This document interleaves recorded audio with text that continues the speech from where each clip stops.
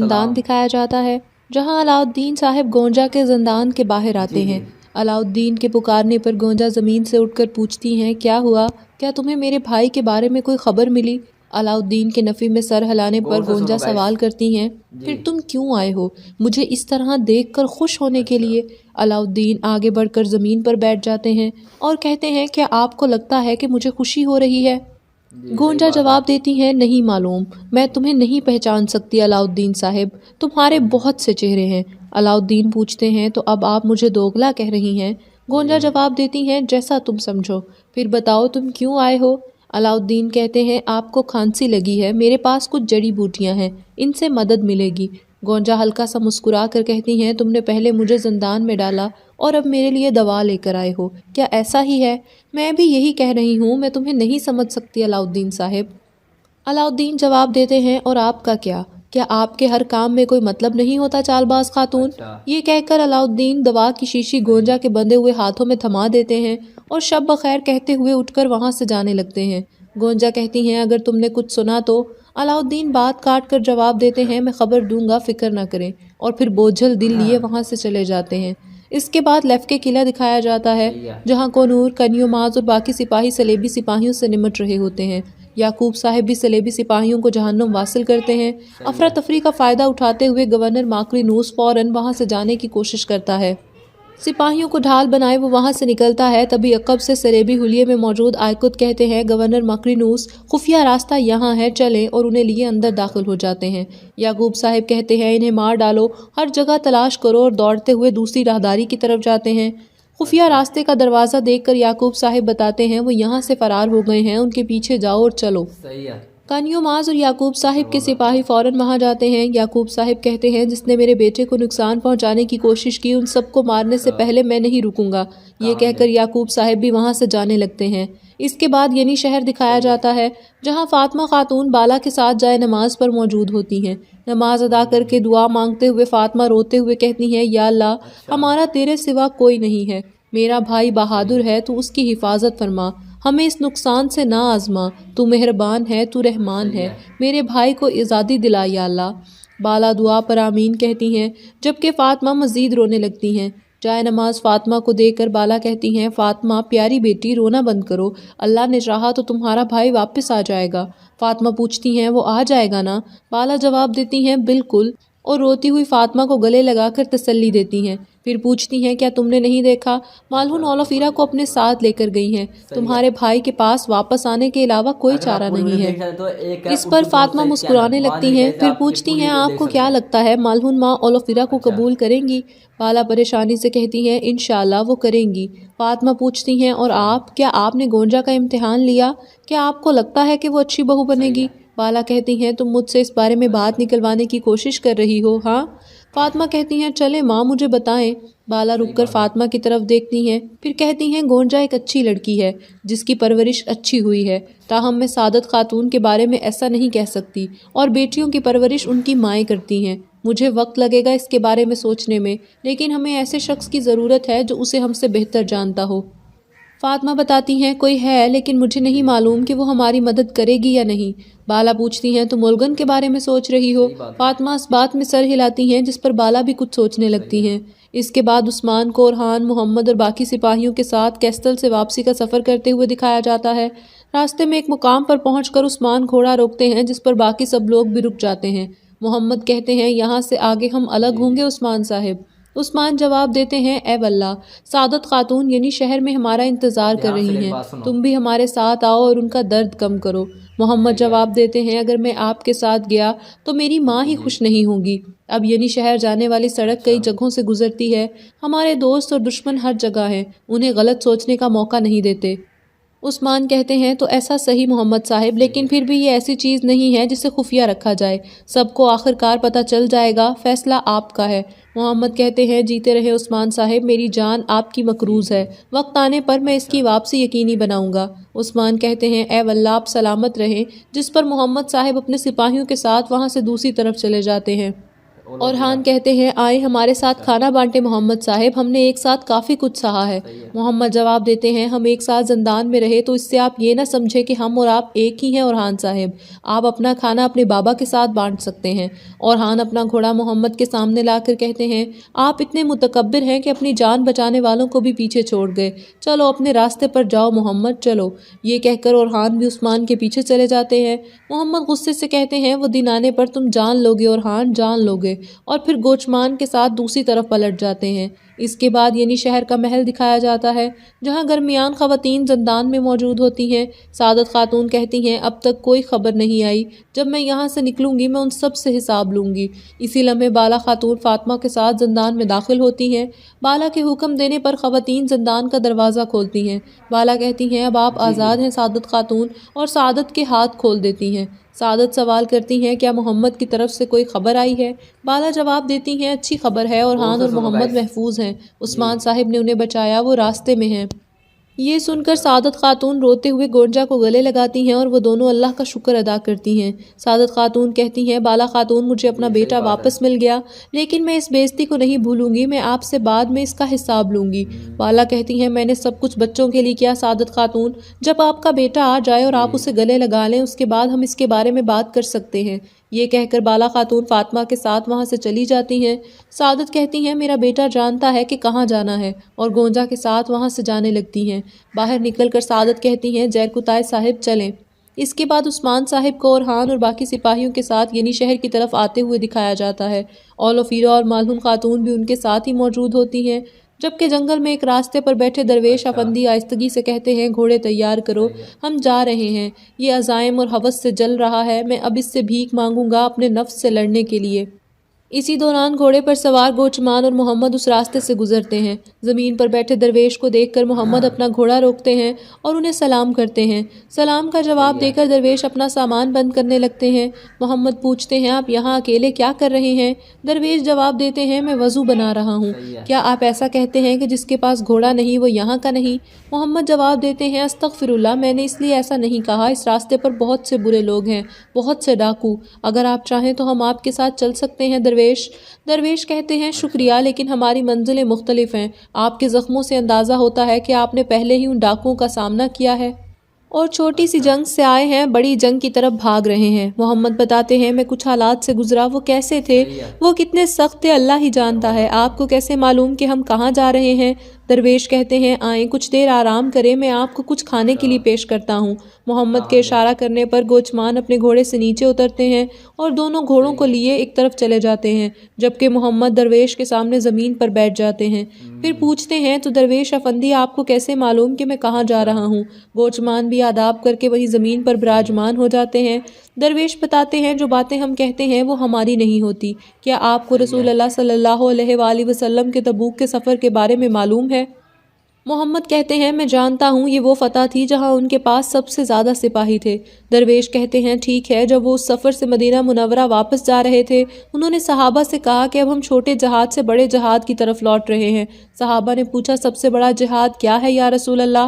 یا رسول اللہ صلی اللہ علیہ وآلہ وسلم نے فرمایا سب سے بڑا جہاد اپنے نفس کی ہوس کے خلاف جہاد کرنا ہے۔ اب نفس کی ہوس کیا ہے؟ کچھ کے لیے یہ سونا ہے اور کچھ کے لیے یہ مقام ہے، کچھ عہدوں کے عزائم سے دل بھرتے ہیں اور کچھ دوستوں کے لیے۔ اب آپ سوچ رہے ہوں گے کہ یہ بوڑھا درویش آپ کو اس بارے میں کیوں بتا رہا ہے؟ میں بتا رہا ہوں کیونکہ میں ایک انسان سے بات کر رہا ہوں، تمام انسان نفس کے مالک ہیں، نفس آپ کے تمام عزائم کا مجموعہ ہوتا ہے، یہ سب اللہ کے عاجز بندے ہونے کی وجہ سے ہے، اصل کام مسلمان ہونا مشکل ہے، نفس کو شکست دینے اور اپنے آپ کو حق کے حوالے کرنا، اپنے آپ کو حق کے حوالے کرنے والوں کو سکون ملے گا۔ اگر آپ کو سکون نہ ملے تو اپنے نفس کو قابو میں رکھیں اور شیطان سے دوری اختیار کریں، ہوشیار رہیں، پھر اس جہان میں کوئی نظام باقی نہ رہے گا۔ آپ زخمی ہیں اور جنگ سے نکل کر یہاں آئے ہیں تو آپ غالب ہیں انشاءاللہ، آپ اپنے نفس پر بھی غالب آ جائیں گے، چلیں مجھے رخصت کریں۔ یہ کہہ کر درویش افندی اپنی جگہ سے اٹھتے ہیں اور کہتے ہیں سفر محفوظ رہے، پھر اپنا سامان کا تھیلا اور عصا پکڑ کر وہاں سے جانے لگتے ہیں۔ سوچتے ہوئے محمد جواب دیتے ہیں اے واللہ درویش افندی، اے واللہ، پھر درویش کو وہاں سے جاتے ہوئے دیکھتے رہتے ہیں۔ اس کے بعد یعنی شہر دکھایا جاتا ہے جہاں عثمان مالہون اور اورحان کے ساتھ محل میں داخل ہوتے ہیں۔ بالا خاتون فاطمہ، علاؤ الدین اور باقی خواتین دوڑتے ہوئے ان کے استقبال کے لیے آتی ہیں۔ فاطمہ سب سے پہلے آگے بڑھ کر اورحان کو گلے لگاتی ہیں۔ بالا خاتون ملہون سے ملتی ہیں۔ علاؤالدین عثمان کا ہاتھ چوم کر انہیں خوش آمدید کہتے ہیں۔ بالا کہتی ہیں ہم نے ایک اور مصیبت پر قابو پا لیا، اللہ کا شکر ہے۔ ملہون جواب دیتی ہیں اللہ کا شکر ہے۔ پھر ملہون علاؤالدین کو گلے لگاتی ہیں جبکہ فاطمہ مسلسل اورحان سے ملتی ہیں۔ عثمان کہتے ہیں فاطمہ اب رک جاؤ، ہم نے اسے کفار سے مشکل سے بچایا ہے، اب کیا تم اسے مار دو گی؟ فاطمہ کہتی ہیں ویسے میں بہت ڈر گئی تھی بابا۔ عثمان کہتے ہیں یہاں آؤ، پھر فاطمہ کو گلے لگا کر تسلی دیتے ہیں۔ پھر عثمان پلٹ کر اولفیرا سے کہتے ہیں جیتی رہیں، آپ نے ہمیں بڑی مصیبت سے بچایا، آپ نے بہادری سے کام لیا۔ اولفیرا جواب دیتی ہیں کوئی بات نہیں عثمان صاحب۔ ملہون خاتون بھی مسکرا کر اولفیرا کو سراہتی ہیں جبکہ فاطمہ ایک بار پھر اورحان کو گلے لگا لیتی ہیں۔ علاؤالدین کہتے ہیں ہمارے لیے بھی کچھ چھوڑ دو فاطمہ خاتون۔ پھر اللہ کا شکر ادا کرتے ہوئے بھائی سے ملتے ہیں۔ سب لوگوں کے چہرے خوش اور پرسکون دکھائی دیتے ہیں۔ علاؤالدین کہتے ہیں مجھے یقین تھا کہ آپ واپس آئیں گے۔ اورحان جواب دیتے ہیں میں زیادہ دیر تک نہیں گیا، میں کچھ دیر کے لیے کیسٹل جانا چاہتا تھا، قید ہمارے لیے کچھ نہیں ہے، آؤ۔ اور ایک بار پھر علاؤالدین کو گلے لگا کر ہنس پڑتے ہیں۔ عثمان کہتے ہیں ابھی تیاریاں کرو، ہم سرحدی بازار جائیں گے۔ فاطمہ پوچھتی ہیں ہم وہاں کیا کریں گے بابا؟ عثمان کہتے ہیں صرف ہمیں ہی نہیں گرمیان کو بھی نقصان پہنچا، چلو وہاں چلتے ہیں اور ہم اپنی طاقت بھی دکھائیں گے۔ بوران تم پہلے جاؤ، انہیں خبر دو، ہمیں شان سے داخل ہونا چاہیے۔ بوران جواب دیتے ہیں جیسے آپ کا حکم جناب، جس پر عثمان سب لوگوں کے ساتھ محل کے اندر داخل ہو جاتے ہیں۔ اس کے بعد گرمیان اوگلو کا سرحدی بازار دکھایا جاتا ہے جہاں یعقوب صاحب خیمے میں ٹہل رہے ہوتے ہیں۔ اسی لمحے محمد اندر آنے کی اجازت طلب کرتے ہیں۔ محمد کی آواز سنتے ہی یعقوب صاحب بے چینی سے کہتے ہیں آؤ بیٹا، پھر آگے بڑھ کر محمد کو گلے لگا لیتے ہیں۔ یعقوب صاحب کا ہاتھ چوم کر محمد ان کی طرف دیکھتے ہیں۔ یعقوب صاحب پریشانی سے کہتے ہیں انہوں نے آپ کے ساتھ یہ کیا کیا؟ محمد جواب دیتے ہیں جب گیدڑ بھیڑیے کا بچہ دیکھتے ہیں تو ان کے منہ میں پانی آ جاتا ہے، لیکن ہم نے کمزوری نہیں دکھائی، ہم نے ان کے سامنے گھٹنے نہیں ٹیکے۔ اللہ کا شکر ہے، اللہ کا شکر ہے میں یہاں آپ کے سامنے ہوں۔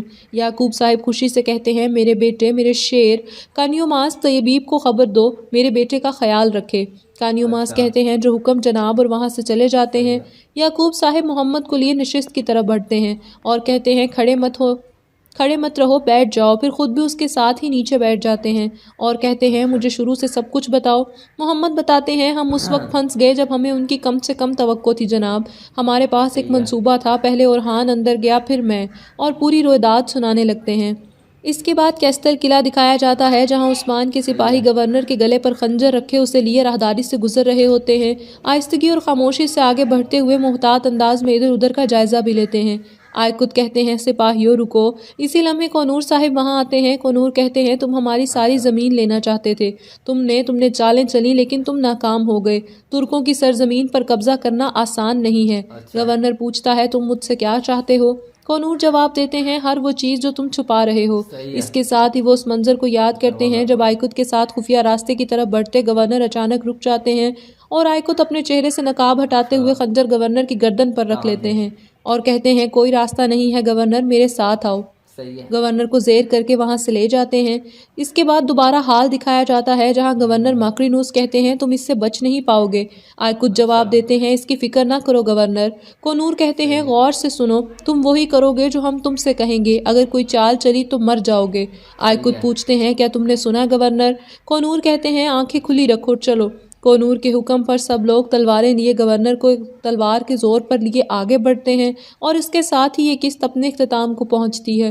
امید کرتے ہیں آپ کو ویڈیو پسند آئی ہوگی، اسے لائک کریں، شیئر کریں، ہمارے چینل کو لازمی سبسکرائب کر لیں، اپنا فیڈ بیک دینا مت بھولیے گا۔ ملیں گے اگلی ویڈیو کے ساتھ، تب تک کے لیے اللہ حافظ۔ صحیح ہے، بیٹھے ہیں چین سے، کہیں جانا تو ہے نہیں، ہم بے گھروں کا کوئی ٹھکانا تو ہے نہیں، تم بھی ہو بیتے وقت کے مانند ہو بہو، تم نے بھی یاد آنا ہے، آنا تو ہے نہیں، عہد وفا سے کس لیے خائف ہو میری جاں، کر لو کہ تم نے عہد نبھانا تو ہے نہیں، وہ جو ہمیں عزیز ہے کیسا ہے کون ہے، کیوں پوچھتے ہو ہم نے بتانا تو ہے نہیں، دنیا ہم اہل عشق پہ کیوں پھینکتی ہے جال، ہم نے تیرے فریب میں آنا تو ہے نہیں، وہ عشق تو کرے گا مگر دیکھ بھال کے، فارس وہ تیرے جیسا دیوانہ تو ہے نہیں، تمہیں جب کبھی ملے فرصتیں میرے دل سے بوجھ اتار دو، میں بہت دنوں سے اداس ہوں، مجھے کوئی شام ادھار دو، مجھے اپنے روپ کی دھوپ دو کہ چمک سکیں میرے خد و خال، مجھے اپنے رنگ میں رنگ دو، میرے سارے رنگ اتار دو، کسی اور صحیح کو بات میرے ہے. حال سے نہ غرض ہے کوئی نہ کوئی واسطہ. میں صحیح ہے. بکھر گیا ہوں سمیٹ دو، میں بگڑ گیا ہوں سنوار دو. میری وحشتوں کو بڑھا دیا ہے جدائیوں کے عذاب نے. میرے دل پہ ہاتھ رکھو ذرا، میری دھڑکنوں کو قرار دو. تمہیں صبح کیسی لگی میری خواہشوں کے دیار کی؟ جو جی جی. بھلی لگی تو یہیں رہو، اسے چاہتوں سے سوار دو. وہاں گھر میں کون ہے منتظر کہ فکر ہو دھیان دیر سے میری بات سویر سنو. کی؟ بڑی مختصر سی یہ رات ہے، اسے چاندنی میں صحیح گزار ہے. دو. سمندر میں اترتا ہوں جی تو جی. آنکھیں بھیگ جاتی ہیں، تیری آنکھوں کو پڑھتا ہوں تو اچھا. آنکھیں بھیگ جاتی ہیں. تمہارا نام لکھنے کی اجازت چھن گئی جب سے، کوئی بھی لفظ لکھتا ہوں تو آنکھیں بھیگ جاتی ہیں. تیرے کوچے سے اب صحیح ہے. میرا تعلق واجبی سا ہے، مگر جب بھی گزرتا ہوں تو آنکھیں بھیگ جاتی ہیں. ہزاروں موسموں کی حکمرانی ہے میرے دل پر، وسیع میں جب بھی ہنستا ہوں تو آنکھیں جی بھیگ جی. جاتی ہیں. جو اچھا. خیال تھے نہ قیاس تھے وہی لوگ ہم سے بچھڑ گئے، میری زندگی کی جو آس تھے وہی لوگ ہم سے بچھڑ گئے. جنہیں مانتا ہی نہیں یہ دل وہی لوگ اولو ہیں میرے فیرا. ہم سفر، مجھے ہر طرح اچھا. سے جو راز تھے وہی لوگ مجھ سے بچھڑ گئے. مجھے صحیح ہے. لمحہ بھر کی رفاقتوں کے عذاب اور ستائیں گے، میری عمر بھر کی جو پیاس تھے وہی لوگ ہم سے بچھڑ گئے. یہ خیال سارے ہیں عارضی، یہ گلاب سارے ہیں کاغذی، گل آرزو کی جو باس تھے وہی لوگ ہم سے بچھڑ گئے. جنہیں کر سکا نہ قبول میں وہ شریک راہ سفر ہوئے، میری طلب میری آس تھے وہی لوگ ہم سے بچھڑ گئے. یہ جو رات دن میرے ساتھ ہیں وہی اجنبی کے ہیں اجنبی، وہ جو صحیح ہے. دھڑکنوں کی اساس تھے وہی لوگ ہم سے بچھڑ گئے. زباں کے سخت مگر دل کے پیارے ہوتے ہیں، ذرا ذرا سے منافق تو سارے ہوتے ہیں. دیار عشق کا الٹا نظام چلتا ہے، یہاں کے سارے جی جی. معنی خسارے ہوتے ہیں. تم اپنی رائے بدلنے میں حق بجانب ہو، ہر آدمی نے کئی روپ دھارے ہوتے ہیں. انہی کی جیت کا اعلان وقت غور سے کرتا سنو ہے، گائس. محبتوں میں جی. بظاہر جو ہارے ہوتے ہیں. گر آسماں کی بلندی سے دیکھیے اچھا. مختار، زمین پر جلتے ہوئے بہت سارے ہوتے ہیں. زمین پر جلتے دیے بھی ستارے جی صحیح ہوتے بات ہیں. ہے. حرف غلط نہ تھا مجھے سمجھا گیا غلط، لکھا گیا غلط کبھی بولا گیا غلط. میں بھی غلط نہ تھا میری باتیں غلط نہ تھیں، مجھ کو میرے کلام کو جانچا جی. گیا غلط. میزان ٹھیک تھا پلڑے درست تھے، لیکن یہ کون دیکھتا ہے کہ تولا گیا غلط. مجھے میں نہیں تھے عیب کسوٹی میں عیب تھے، میرا تھا یہ قصور کہ پرکھا گیا غلط. طوفان کے بعد اہل تدبر کو ہے یہ فکر، ساحل کا تھا قصور کہ دریا گیا غلط. افراد ہیں غلط یا غلط ہیں تصورات، یا اس معاشرے ہی کو ڈھالا گیا غلط. کچھ خاص دلوں کو عشق کے الہام ہوتے ہیں، محبت معجزہ اچھا. ہے، معجزے کب عام ہوتے ہیں. صحیح ہے. الفاظ کے جھوٹے بندھن میں، آغاز کے گہرے پردوں میں ہر شخص محبت کرتا ہے، حالانکہ محبت کچھ بھی نہیں، سب جھوٹے رشتے ناتے ہیں، سب دل رکھنے کی باتیں اچھا. ہیں. کب کون کسی کا ہوتا ہے، سب اصلی روپ چھپاتے ہیں. احساس سے خالی لوگ یہاں لفظوں کے تیر چلاتے صحیح ہیں، ہے. ایک بار نظر میں آ کے وہ پھر ساری عمر رلاتے ہیں. خلوص و محبت مہر و وفا سب رسمی رسمی باتیں ہیں، ہر شخص خودی کی صحیح ہے. مستی میں بس اپنی خاطر جیتا ہے. بڑا دشوار ہوتا ہے ذرا سا فیصلہ کرنا کہ جیون کی کہانی کو، بیان بے زبانی کو کہاں سے یاد رکھنا ہے، کہاں سے بھول جانا ہے، کسے کتنا بتانا ہے، کس سے کتنا چھپانا ہے. اچھا. کہاں رو رو کے ہنسنا ہے، کہاں ہنس ہنس کے رونا ہے، کہاں آواز دینی ہے، کہاں خاموش رہنا ہے، کہاں رستہ بدلنا ہے. اچھا. تجھے اظہارِ محبت سے اگر نفرت ہے، تو نے ہونٹوں کو لرزنے سے تو روکا ہوتا. بے صحیح ہے. نیازی سے مگر کانپتی آواز کے دروازہ ساتھ دروازہ. تو نے گھبرا کے میرا نام نہ پوچھا ہوتا. تیرے بس میں تھی اگر مشعل جذبات کی لو، تیرے رخسار اچھا. میں گلزار نہ بھڑکا ہوتا. کہاں سے؟ یوں تو مجھ سے ہوئی صرف آب و ہوا کی باتیں، اپنے ٹوٹے ہوئے فکروں کو تو صحیح ہے. پرکھا ہوتا. یوں ہی بے وجہ ٹھٹکنے کی ضرورت کیا تھی، دم رخصت اگر یاد نہ آیا ہوتا. تیرا غماز بنا خود تیرا اچھا. انداز خرام، دل نہ سنبھلا تو قدموں کو صحیح ہے. سنبھالا ہوتا. اپنے بدلے میری تصویر نظر آ جاتی، تو نے اس وقت اگر آئے نہ دیکھا ہوتا. صحیح ہے. حوصلہ تجھ کو نہ تھا مجھ سے جدا ہونے کا، ورنہ اچھا. کاجل تیری آنکھوں میں نہ پھیلا ہوتا. اسے کہنا بچھڑنے سے محبت تو نہیں مرتی، بچھڑ جانا محبت کی صداقت کی علامت ہے. محبت ایک فطرت ہے، ہاں فطرت کب بدلتی ہے. سو جب ہم دور ہو جائیں، نئے رشتوں میں کھو جائیں، تو یہ مت سوچ لینا تم کہ محبت مر گئی ہوگی. نہیں، ایسا نہیں ہوگا. میرے بارے میں گر تمہاری آنکھیں اچھا. بھر تو آئیں، پڑھ لیا چھلک کر الفاظ. ایک بھی آنسو پلک پہ صحیح ہے. جو اتر آئے، تو بس اتنا سمجھ لینا، اگر آپ جو پوری ویڈیو میرے دیکھ رہے نام تو سے ایک اتنی ہے تیرے اردو دل کو دوست سعید عقیدت چینل، ہے، وہاں تیرے سے دل گئے میں آپ یہ بچھڑ پوری کر ویڈیو بھی دیکھ ابھی سکتے ہیں. میری محبت ہے. محبت اچھا. تو بچھڑ کر بھی سدا آباد رہتی ہے، محبت ہو کسی سے تو ہمیشہ یاد رہتی ہے. اچھا. محبت وقت کے بے رحم طوفان سے نہیں ڈرتی. صحیح ہے. عشق قاتل سے بھی مقتول سے ہمدردی بھی، یہ بتا کس سے محبت کی جزا مانگے گا، سجدہ خالق کو بھی ابلیس سے یارانہ بھی، حشر میں کس سے عقیدت کا صلہ مانگے گا. محبت کی تمنا ہے تو پھر وہ اسب پیدا کر، جہاں سے عشق چاہتا ہے وہاں تک نام پیدا کر. اگر سچا ہے میرے عشق میں تو اے بنی آدم، نگاہ عشق پیدا کر، حسن ظرف پیدا کر. میں